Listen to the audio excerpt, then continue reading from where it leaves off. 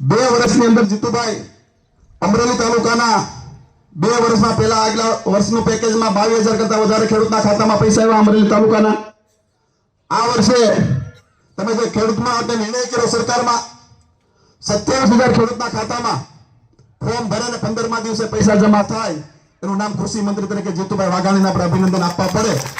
કારણ કે એ પરિસ્થિતિને જોઈ છે જ્યારે કમોસમી વરસાદ સમગ્ર રાજ્યમાં થતો હતો, પરિસ્થિતિ આલક ડોલક થતી હતી, પણ ત્યારે શું કરે ત્યારે ખબર નથી. અમુક લોકો લેભાગુ તત્વો સરકારને બદનામ કરવા માટે પણ નીકળી ગયા હતા, ખેડૂતોને ગેરમાર્ગે દોરવાની પણ પ્રવૃત્તિઓ ચાલુ થઈ ગઈ હતી.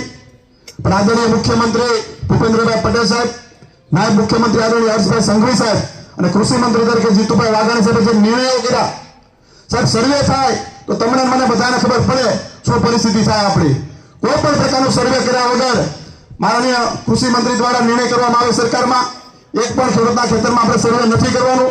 સમગ્ર રાજ્યના ખેડૂતો માટે સરકાર નિર્ણય કરે અને 10,000 કરોડનું પેકેજ આપવામાં આવે, એનું નામ છે જીતુભાઈ વાઘાણી. આ પણ આપણે સ્વીકારવું પડે. બધાના ખાતામાં પૈસા જમા થઈ ગયા, ઊંચો હાથ કરો થઈ ગયા હોય તો કોઈ સર્વે કરવા આવ્યા હતા સાહેબ? અમારે તો આગલા વર્ષનું પેકેજ એવું હતું. અમારા અમરેલી તાલુકામાં લગભગ 30-35 વર્ષે ખેડૂતના ખાતામાં સીધા પૈસા આવ્યા છે. બરોબર ને? પાકું ને? તો ખોખારો મારી જીતુભાઈને વધાવો તાળીઓ નહીં.